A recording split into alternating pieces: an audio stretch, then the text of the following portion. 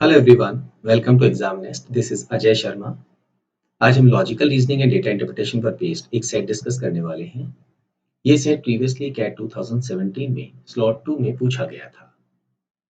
There were 7 elective courses E1 to E7 running in a specific term in a college. Each of the 300 students enrolled had chosen just one elective from among these 7. However, before the start of the term, E7 was withdrawn as the instructor concerned had left the college. The students who had opted for E7 were allowed to join any of the remaining electives. Also, the students who had chosen other electives were given one chance to change their choice. The table below captures the movement of the students from one elective to another during this process. Movement from one elective to the same elective simply means no movement. Some numbers in the table got accidentally erased. However, it is known that these were either 0 or 1. Further, the following are known. 1. Before the change process, there were 6 more students in E1 than in E4. But after the reshuffle, the number of students in E4 was 3 more than that in E1. The number of students in E2 increased by 30 after the change process. Before the change process, E4 had 2 more students than E6, while E2 had 10 more students than E3. The table is given below. यहाँ पर from elective to to elective है. E1 से लेके E7 हमारे पास में यहाँ पर second column में है और E1 से लेके E6 तक हमारे पास सेकेंड रो में है और वैल्यूज लिखी हुई है। Then there are 4 questions asked on it. मैं सजेस्ट करूंगा कि आप वीडियो को पॉज करके पहले सेट को खुद सॉल्व करने की कोशिश करें और बाद में आप इसका सॉल्यूशन देखें। इस सेट को सॉल्व करने के लिए मैक्सिमम आपको 10 मिनट्स का टाइम लेना चाहिए। ये सेट एक मॉडरेट टू इंटेंस लेवल का सेट है। सही अप्रोच मालूम होना जरूरी है। अगर हम इसको समझना चाहें तो 7 इलेक्टिव शुरुआत में ऑफर किए गए, लेकिन एक इलेक्टिव की जो फैकल्टी इंस्ट्रक्टर है वो चले गए। तो जितने भी स्टूडेंट्स थे उनको कहा गया कि आप चाहें तो अपना नया इलेक्टिव चुने, पर साथ में जो पुराने स्टूडेंट्स थे जिन्होंने पहले E1 से E6 तक ऑप्ट किया गया, उन्हें भी ये कहा गया कि आप भी चाहें तो अपना इलेक्टिव चेंज कर सकते हैं। ये टेबल सिर्फ ये बता रही है कि E1 से और इस पर्टिकुलर इलेक्टिव में दूसरे इलेक्टिव में कितने लोग हैं। जैसे E1 टू E1 9 लिखा हुआ है, इसका मतलब है 9 स्टूडेंट्स ऐसे थे जिन्होंने पहले भी E1 ऑप्ट किया था और बाद में भी E1 ही ऑप्ट किया है। E2 से E2 जाने वाले 34 थे, दैट मीन्स इन्होंने भी अपना इलेक्टिव चेंज नहीं किया है। कुछ एडिशनल जानकारी है, उसके साथ हमें आगे बढ़ना होगा। सबसे पहली जानकारी हम लिख लेते हैं। Before the change process there were 6 more students in E1 than E4। E1 में E4 से 6 स्टूडेंट्स ज्यादा थे, राइट, शुरुआत में। But after the reshuffle the number students in E4 was 3 more than E1। लेकिन अब E4 में E1 के मुकाबले 3 स्टूडेंट्स ज्यादा आ गए। ठीक है, तो ये वाली जानकारी हमने नोट डाउन कर ली है। The number of students in E2 increase by 30 after the change process. E2 जो है it increased by 30। Okay, next, before the change process E4 had 2 more students than E6। E4 में E6 के मुकाबले 2 students ज्यादा थे, while E2 had 10 more students than E3. E2 had 10 more students than E3. तो जो भी points हमें दिए गए हैं वो हमने यहाँ लिख लिए। नाउ एक बड़ी इंटरेस्टिंग चीज है, अगर हमें ये पता करना हो कि शफलिंग होने से पहले किसमें कितने स्टूडेंट्स थे, तो हमें रोज को ऐड करना होगा, और शफलिंग होने के बाद किसमें कितने स्टूडेंट्स गए तो हमें कॉलम्स को ऐड करना होगा। यहाँ E1 की वैल्यू हमें फुल गिवन है, ठीक है, 5 and 9 14 and 10 24 25 29 31।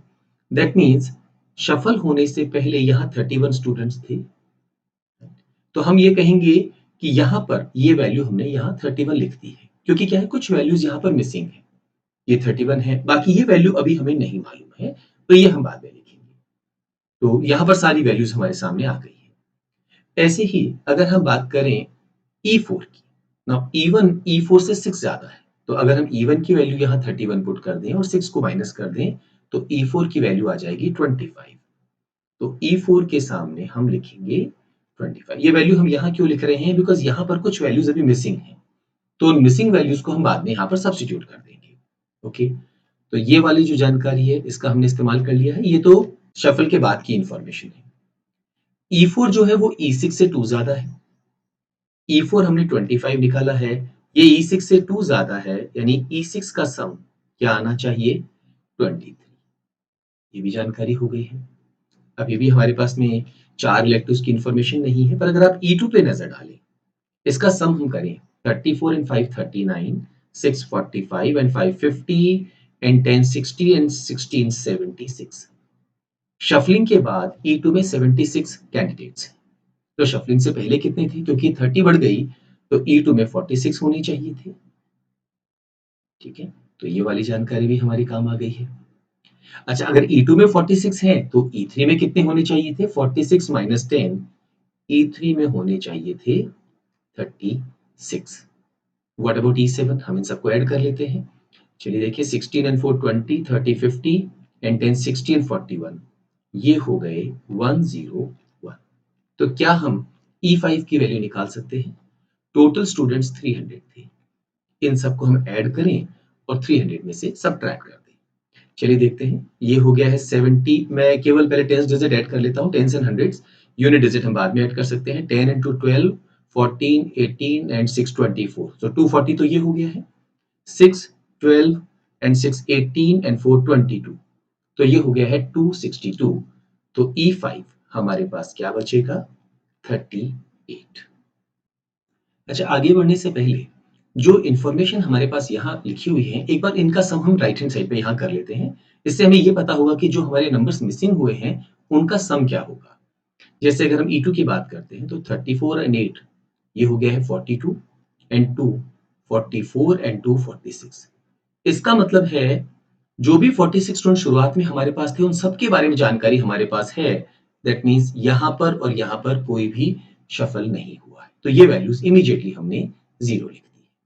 चलिए यहाँ देखते हैं, 6 and 2 8, 25 and 8, ये हो गया है 33 and 2 35। यहाँ पर इन दोनों में से किसी एक में वैल्यू 1 जाएगी और दूसरे में वैल्यू 0 जाएगी। चलिए यहाँ देखें, 7 and 14 21 and 4 25, ये वैल्यू 25 हो गई। इसका मतलब है ये वैल्यू 0 हो गई और ये वैल्यू भी 0 हो गई है, क्योंकि 25 ऑलरेडी थे, 25 की इंफॉर्मेशन हमारे पास अवेलेबल है। यहाँ देखिए, 5 and 30, ये 35 हो गया है। दैट मीन्स यहाँ पर ये जो हमारे पास में 1 2 3 और 4 सेल्स हैं, इनमें 1 1 1 3 बार आएगा और एक बार 0 आएगा। राइट, चलिए यहाँ पर देखते हैं, 7 and 3 10, 12 and 9 21, ये 21 हो गया है। हमें 23 चाहिए, दैट मीन्स ये भी 1 होगा और ये भी 1 होगा, तभी ये 23 आ सकता है। अगर हम E4 की बात करते हैं, 3 into 5 and 14 19 and 4 23, ये सम 23 आ रहा है, जबकि हमें 25 चाहिए। दो सेल्स में वैल्यूज मिसिंग है, तो ये दोनों ही वैल्यूज हर हालत में क्या होनी चाहिए थी? 1, तभी हम 25 आ पाएगा हमारे पास में। क्योंकि यहाँ पर अगर बात करें 30 and 5 35, यहाँ पर 4 सेल्स की वैल्यू मिसिंग है, इनमें से हमें 3 सेल्स में तो 1 पुट करना है और एक सेल में 0 पुट करना है, तो सम 38 आ जाएगा। 7 and 3 10, 12 and 9 21, दो सेल्स में हमें 1 पुट करना पड़ेगा तभी 23 आएगा। सो लेट अस से this is 1 and this is 1, और अगर हम इसको ऐड करते हैं, यहाँ तो सारी वैल्यूज लिखी हुई हैं, so we can say this is 101। इसकी हमें चिंता नहीं करनी है। नाउ यहाँ पर अब हम इस जानकारी पर नजर डालेंगे। अगर हम इवन में कुल कितने मेंबर्स हैं उनकी बात करें तो 9 and 1 10, 12 13 and 4 17 हो गए हैं। ये वैल्यू या तो 0 होगी या 1 होगी। अगर हम 0 लेते हैं तो ये सम 17 हो जाएगा और 1 लेते हैं तो ये सम 18 हो जाएगा। E4 E1 से 3 ज्यादा होना चाहिए। 17 से 3 ज्यादा 20, यानी E4 की वैल्यू या तो 21 होनी चाहिए या 18 से 3 ज्यादा 21। चलिए यहाँ पर एक बार इसको ऐड कर देते हैं। 14 and 1 5 15, 16 and 5 21, ठीक है, ये 21 है। अब अगर इसमें हमने कुछ और ऐड कर दिया तो ये तो वैल्यू 21 से भी बड़ी हो जाएगी। इसका मतलब ये है ये 17 अलाउड नहीं है, so this has to be 18 and this has to be 21, तब ये वैल्यू हट जाएगी और यहाँ पर हम दोनों जगह 0 लिख देंगे और यहाँ पर हमें क्या लिखना होगा? 1। इस जानकारी को एक बार हम रीअरेंज कर देते हैं। नेक्स्ट E3 में सम 36 आना चाहिए, यहाँ 35 ऑलरेडी है, इसका मतलब है ये जो वैल्यू है ये क्या होगी 1।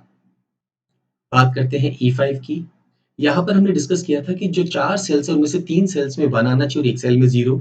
यहाँ ऑलरेडी 0 आ चुका है, दैट मीन्स इस सेल में और इस सेल में वैल्यू क्या आनी चाहिए 1। टेबल हमारी कंस्ट्रक्ट हो चुकी है, बस अब अभी काम कर सकते हैं, यहाँ पर अलग-अलग कॉलम्स का सम कर लेते हैं। Let us talk about E3। So 30, 33, 34, 36, 36 and 25 अगर हम करते हैं तो ये हो गया 61, 69 एंड 10, 71। टेबल हमारी कंस्ट्रक्ट हो चुकी है, अब बस हमें अलग-अलग कॉलम्स का सम करना है।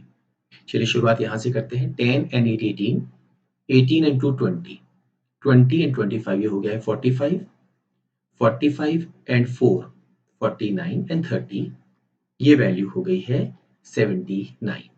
What about E5? 4 6 7 8 and 2 10 and 30 40 and 5, ये वैल्यू हो गई है 45। लास्ट कॉलम E6 की बात कर लेते हैं यहाँ पर। 41 एंड 9 50, 51, 55 एंड ये 6 61। अगर हम इनको सम करते हैं, जो सम हम चाहे यहाँ यूं करें या यूं करें, ये सम हमारा कितना आ जाएगा 300। इन वैल्यूज की हमें जरूरत नहीं है, ये वो वैल्यूज हैं जब हमने टेबल कंस्ट्रक्ट नहीं की थी। एक बार अब टेबल कंस्ट्रक्ट हो गई है, क्वेश्चंस को अब हम आसानी से आंसर कर सकते हैं। First question, how many elective courses among E1 to E6 had a decrease in their enrollments after the change process? Decrease कितनों में हुआ है? E1 की बात करें तो 31 से 18 एक डिक्रीज यहां हो गया है।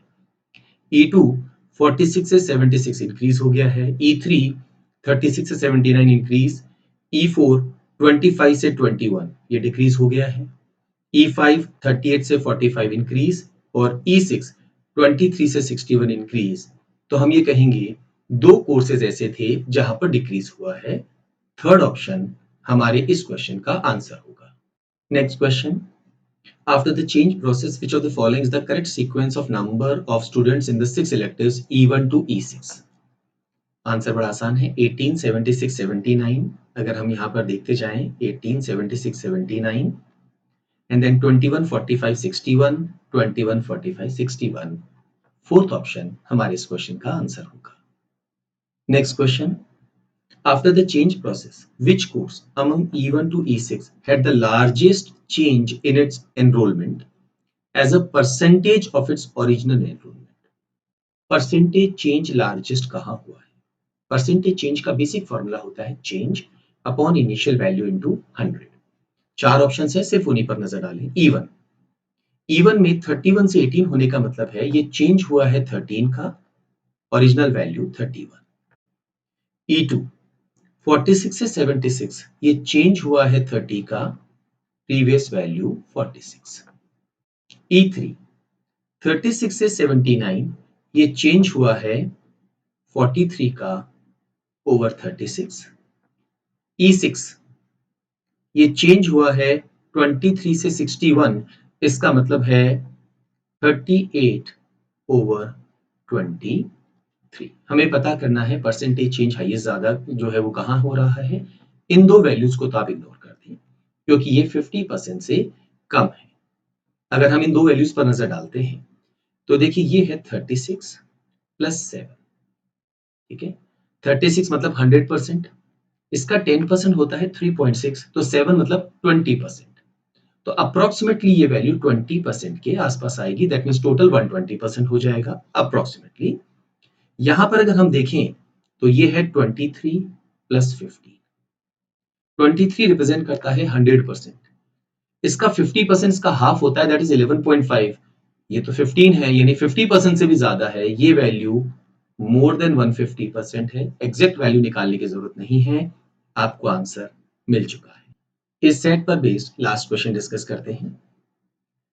Later, the college imposed a condition that if, after the change of electives, the enrollment in any elective other than E7 dropped to less than 20 students, अगर आपके 20 से कम हो गए हैं, all the students who had left that course will be required to re-enroll for that elective. मतलब अगर किसी particular course में नंबर स्टूडेंट्स 20 से कम हो गए हैं, तो उस पर्टिकुलर कोर्स के जितने भी स्टूडेंट्स ने दूसरे कोर्स को ऑप्ट किया था, उन्हें वापस अपने कोर्स में आना होगा। Which of the following is the correct sequence of electives in decreasing order of their final enrolments? सबसे पहले देखते हैं 20 से कम कहां रह गए हैं, सिर्फ एक वैल्यू रह गई।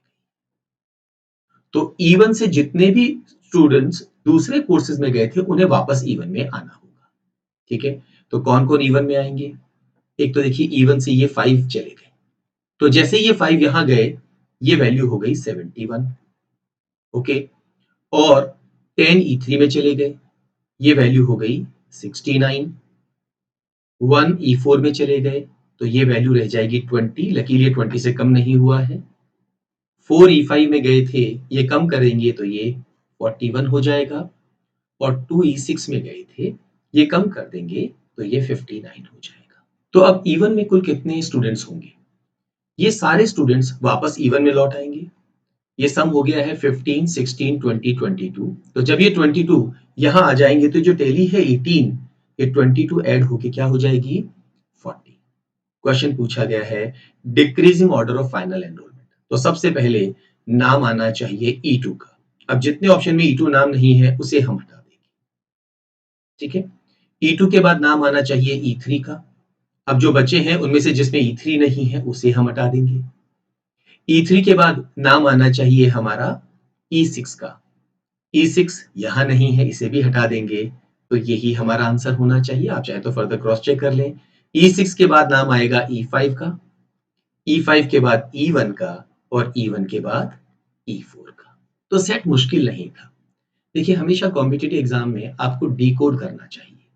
जब क्वेश्चन दिया जाए तो किस तरह से उसको सॉल्व करना होगा, पहले ये आपको डिसाइड करना होता है। कई स्टूडेंट्स की आदत होती है क्वेश्चन देखते ही लिखना शुरू कर देते हैं। अच्छे एग्जाम में पहले आपको एक लॉजिक डेवलप करना होता है, और आपको समझना होता है कि क्या आप उस गिवन टाइम में उस पर्टिकुलर सेट को सॉल्व कर सकते हैं या नहीं। अगर नहीं कर सकते हैं, तो उसे सेकंड राउंड के लिए आप बचा के रखें। उस समय उस क्वेश्चन को हाथ ना लगाएं।